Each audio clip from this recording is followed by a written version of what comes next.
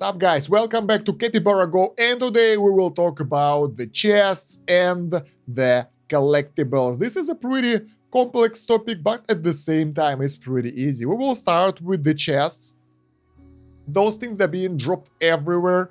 They are rewards for your daily dungeon, they are rewards for multiple events, and you have 5 types of chests in the game. Oh yeah, but by the way, before we start, all the info we have on the chests and collectible and everything can be found on the Game Vault wiki, so you can get all the info over there in the text format. I might actually do the text guide afterwards, so feel free to visit it for more information. And while we're promoting things, I would like to ask you to like and subscribe to the video to promote it in YouTube algorithm and help me out. I'll be really grateful. So yeah, the chests. 5 types of chests. The first one is the bronze chest. This thing is the most common one, and one more interesting thing about the chests reward you points. Every time you open a chest, you will get some specific amount of points that will be added to this milestone thing at the top. Once you fill it up, you will get the free chest, and there are several rewards over here that cycle. They have the rotation, and basically they go in this order: silver, silver, gold, pet, gold, gem, gold, pet, and gem chest. With the prices, you can find all that info on the wiki. Really useful, so you know how it works. Moreover, the chest points that are being rewarded are used in the chest growth event as well. So it's a really good idea to save up your chest for the growth event. That way you can get not only the rewards from the chest, but also rewards from the growth event. So yeah, that's why you save them up. So the bronze chest can reward you with gold, then the rare collectibles and epic collectibles. It says only epic here, but you can get the rare ones as well, and rare shards. If you get the shards, you get 5 pieces. If you get the whole collectible, you will either get the collectible or shards. We'll talk about the collectibles a bit later. So it's basically the gold chest, and it rewards you with 1 point. This is like the weakest one. The second is the silver chest. This rewards you with 10 points upon opening, and it contains crafting materials for your equipment. You can get power stones and equipment designs that will help you out to build up your equipment. Also, there is a chance to get epic collectible and legend collectible, and you can also drop a rare collectible from the silver chest as well. As always, you can drop the shards if you either unlucky. There is a chance, I don't know which one, there is no statement for the chances of shards, but there is a chance to get 5 shards of legend and epic collectible, or the whole collectible can be disassembled into the shards if it's a duplicate. Next one is the gold chest. This one is already pretty cool and pretty rare. It contains meteoric iron that is being used to upgrade your collectibles. So this is very, very good, and it contains the unique resources that are really hard to get. Other than that, you can get epic collectible with a 25% chance and legendary collectible with a 20% chance, or shards of those collectibles. And the gold chest will reward you with 20 points for your milestones here or growth event. Next one is pet chest. This one will reward you with, I think, 50 points. Yeah, 50 points, that's a lot. And it also contains pet upgrade materials, pet food, and pet eggs. Also, you can get the treasure collectibles, which are used for arcana collectibles. This is like the new tier of stuff, really rare and really hard to get. And you can also get epic collectible shard from it, and legendary collectible shard. So those chests are really good for using the points, and it's really bad idea to open them up outside of the event. And the last one is the gem chest. Now this one is kinda cool because it has 0 points value, so there is no point saving those up. You can open them at any time. You have different chances to get different collectibles here, and when you open up, you can also get a chance to get gems. So far, I've managed to get anywhere from 300 to 1.3k gems from it. Maybe you can get higher, I'm not sure.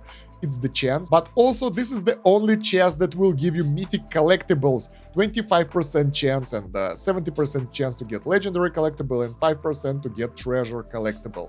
And you can, as always, get the collectible shard as well, 5 pieces. So those are the chests, and now you know what they give and how they work. And once again, I advise you guys to save them up to the growth event. If you need help on the growth events, I have the separate guide, it should be linked somewhere here, and in the playlist with the rest of the Capybara Go guides, and you can find the info on the wiki as well. Now, let's move on to the collectibles. Collectibles, yeah, there are not many info about it in the game. There is no info about the chest at all, but collectibles are basically items that give you passive bonuses, and those can be pretty cool. As you already guessed, you can pull the collectibles from the chests, and they have different rarities, so rare, epic, legendary, mythic, and newly introduced arcana ones. Once you get the rare collectible and pull another one from the chest, you will get the shards of it that are being used to upgrade it. You will get 20 shards of the rare collectible once you get it, and upgrade costs will increase as well. Getting the first star for the collectible will cost you 20 meteoric iron. 2 stars like this one will cost you 40 meteoric iron, and afterwards you will have to use the shards as well, and it will cost even more meteoric iron. So the further you go, the more expensive it gets. We'll talk about upgrades in a second. Let me go over the rest of them. Epic collectibles, when you get a copy of them, duplicate one from the chest, will drop 30 collectible pieces, and yeah, their upgrade costs is higher. It starts with 30 meteoric iron, then it gets to 60 for the 2 stars and 120 for 3 stars, and some shards, 30 shards actually of each epic collectible. So basically, in order to get to the 3 stars, you need 1 duplicate worth of collectibles. And yeah, you can see here that 1 collectible is worth 30 pieces because you need 30 pieces to make one of those together. Next one is legendary. There are plenty of those, and they worth 40 shards, 40 pieces each, and their upgrade cost is even higher. So to upgrade the legendary collectible, you will need 60 meteoric iron, and for the higher tier it's 120, and then it goes higher and higher. So for 3 stars it's 240 already, and 40 pieces. So things are getting very expensive and hungry on the meteoric iron. You will need a lot of golden chests to support that. Mythic collectibles, there are not that many, but they are pretty cool. Each of those need 50 shards to be complete, and upgrading them, I'm not entirely sure because I don't have them, but they will be more expensive. And then we get the arcana ones, which will buff your pets. At least right now, those are collectibles that are available in that category, and oh my god, those things will be expensive to upgrade, I'm pretty sure about that. So now we know what type of collectibles do we have, and different things give different bonuses. The early ones, rare and epic ones, most of them don't give you anything pretty cool, but some of them have really cool passive effects. You can check out all the passive effects, and we try to set up the database of the upgrades so you can see how many stats they will give on each star on the Game Vault wiki. You can go over there.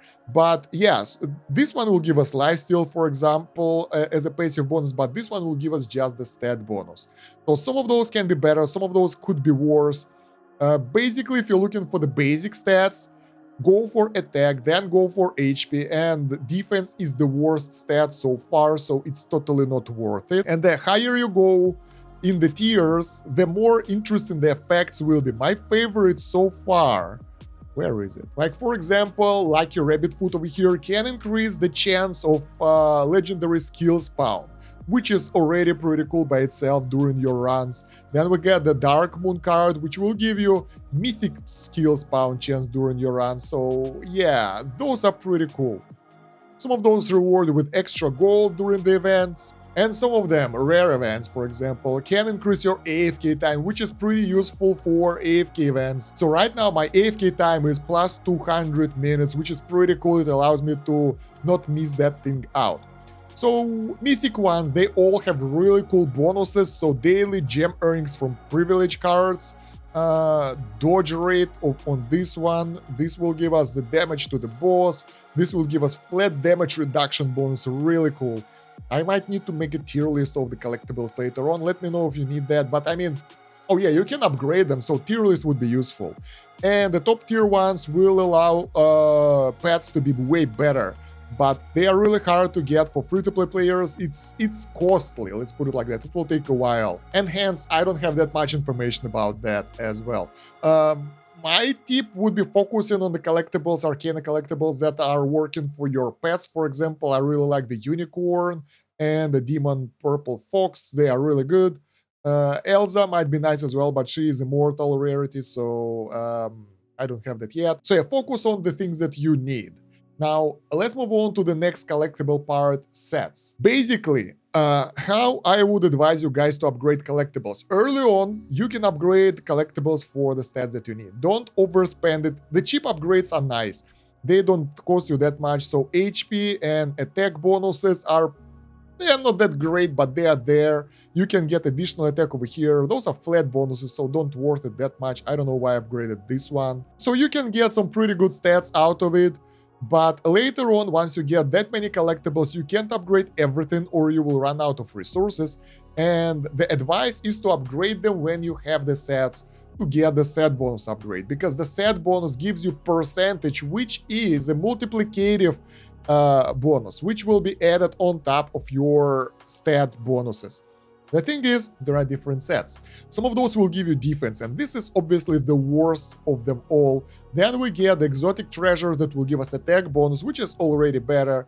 HP bonus is good as well, and I personally would try not to work on the collectibles that give us defense bonus, because that's a waste of resources, and those percentage bonuses are really, really cool. We also have the block chance here as well, and I still have no idea what the hell that stat does. It's some defensive stat, so it's nice, but how it works, no one knows so far. It's somewhat a secret. I don't know why developers didn't actually disclosure what the hell each of the stat does. And then we have the game vault with stats and effects, where I try to describe all of the effects that we have in the game, so you guys can help me to figure it out as well by filling up this info or connecting to me in the Discord if you have any information that you want to get over here. So yeah, that will help. So we have some formulas here, some useful stuff, really, really nice. So yeah, the set bonuses are nice, and they will be rewarded when all collectibles in the specific set will reach specific star level. The thing is, some collectibles are just so good that you don't want to wait. Like Golden Hourglass, for me, it's a lifesaver because it gives us AFK time. There is also some collectibles that will increase your rewards from the AFK rewards. Royal Roses, for example, give us energy recovery rate. That would be really cool, and it already has the limit of 4 on the first level, so that's 4% to energy recovery. Should be useful in the long term. And Horn of Plenty will give us AFK rewards gain, but it's really hard to level up because condition is getting 5 angel skills obtained, and it's really hard to get those things during your runs. You gotta do a lot of manual runs to get that. But yeah, it's also nice bonus to your growth. So if you find collectible that you really like and you wanna build up, you can focus on that one because it will give you pretty good results. Like for example, I've upgraded this Infinite Blade to get the critical damage bonus and some attack. I think it's good for my current build and it helped me out quite a lot. So why the hell not?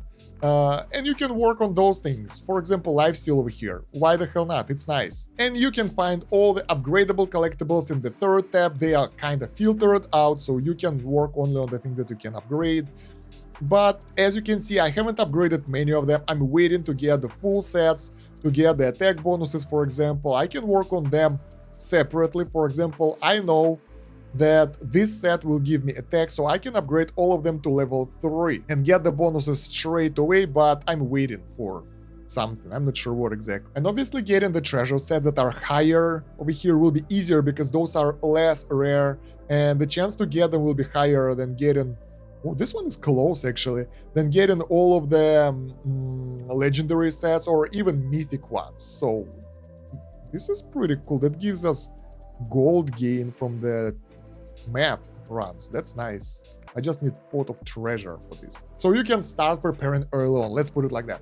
So yeah, that's all I can tell you about the collectibles and chests right now.